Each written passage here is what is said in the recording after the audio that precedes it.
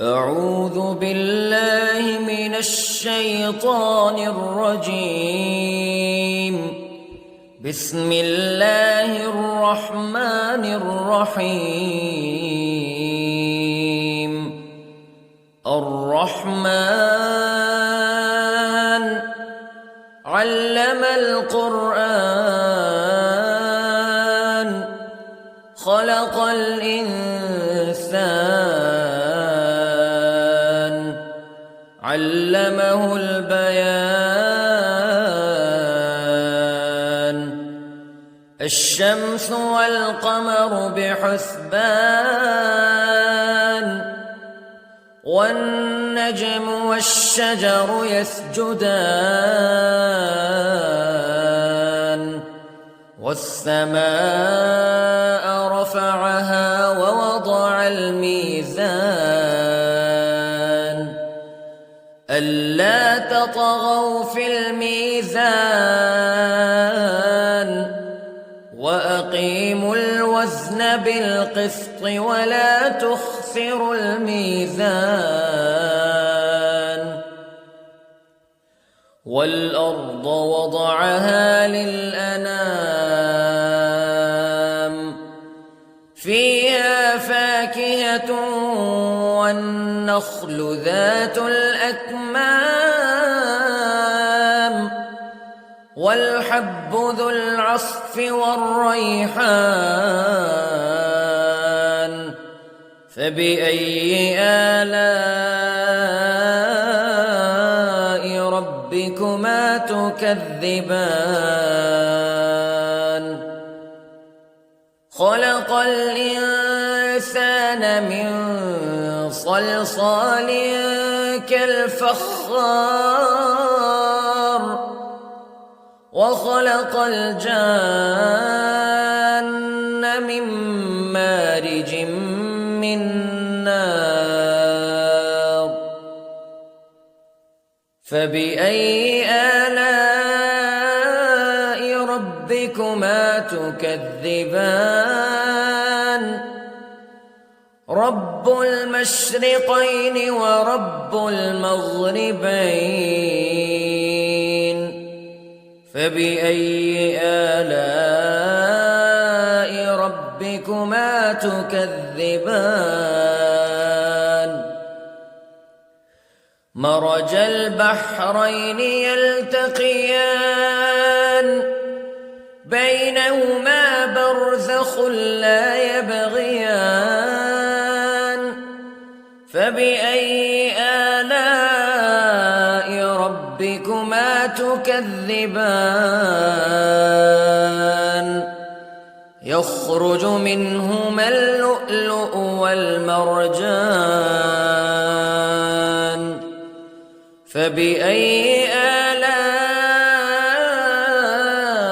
ربكما تكذبان.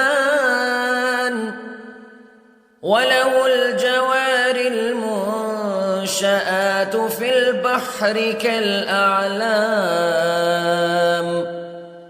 فبأي آلاء ربكما تكذبان. كل من عليها فان ويبقى وجه ربك ذو الجلال والإكرام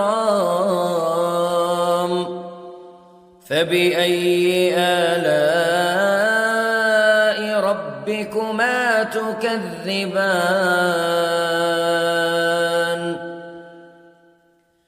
يسأله من في السماوات والأرض كل يوم هو في شأن فبأي آلاء ربكما تكذبان. سنفرغ لكم أيها الثقلان فبأي آلاء ربكما تكذبان.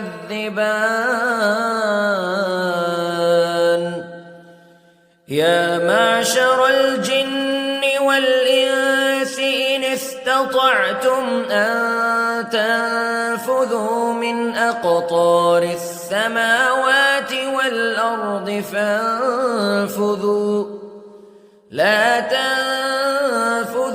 إلا بسلطان فبأي آلاء ربكما تكذبان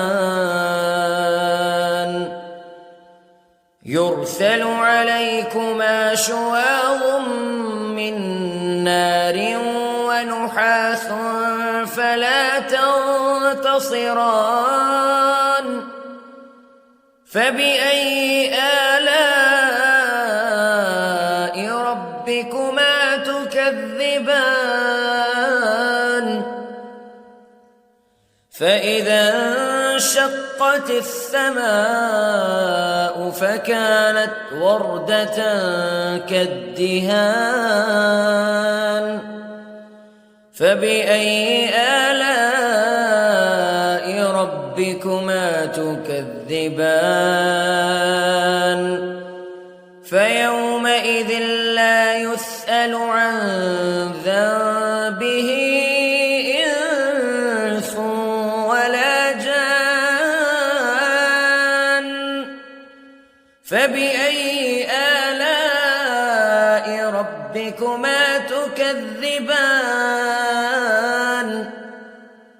يعرف المجرمون بسيماهم فيؤخذ بالنواصي والأقدام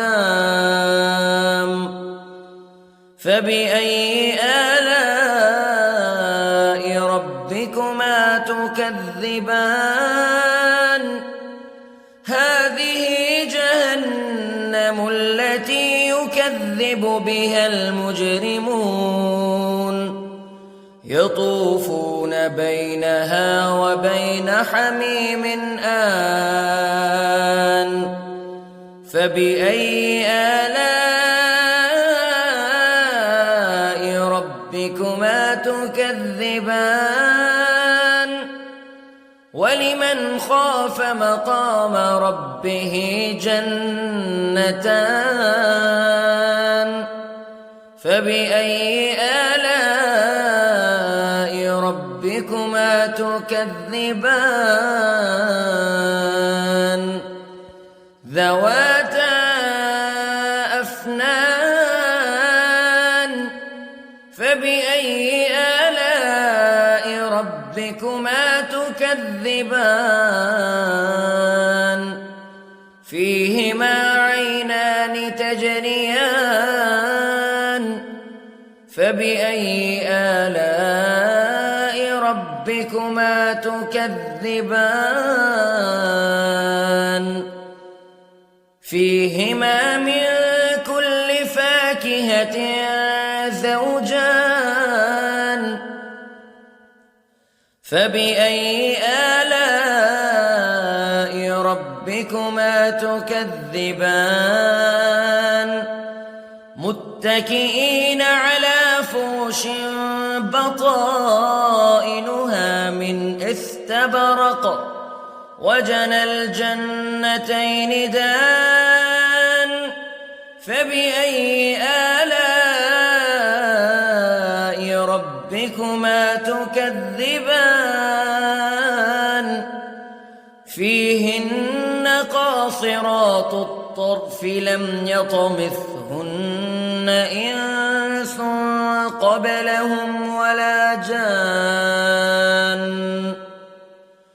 فبأي آلاء ربكما تكذبان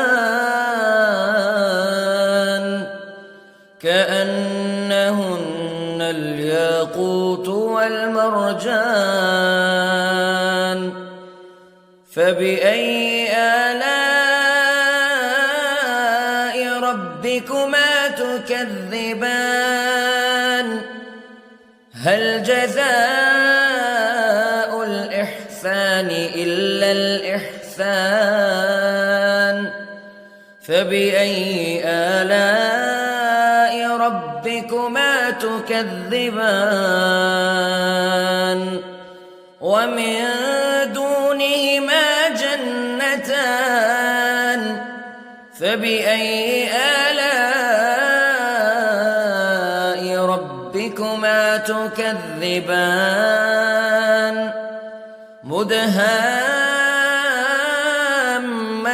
مدهامتان فبأي آلاء ربكما تكذبان فيهما عينان نضاختان فبأي آلاء ربكما تكذبان فيهما فاكهة ونخل ورمان فبأي آلاء ربكما تكذبان فيهن خيرات حسان فبأي آلاء ربكما تكذبان حور مقصورات في الخيام فبأي آلاء ربكما تكذبان لم يطمثهن إنس قبلهم ولا جان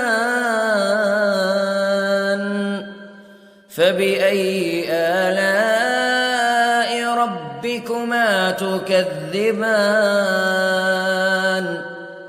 متكئين على رفرف خضر وعبقري حسان فبأي آلاء ربكما تكذبان تبارك اسم ربك ذي الجلال والإكرام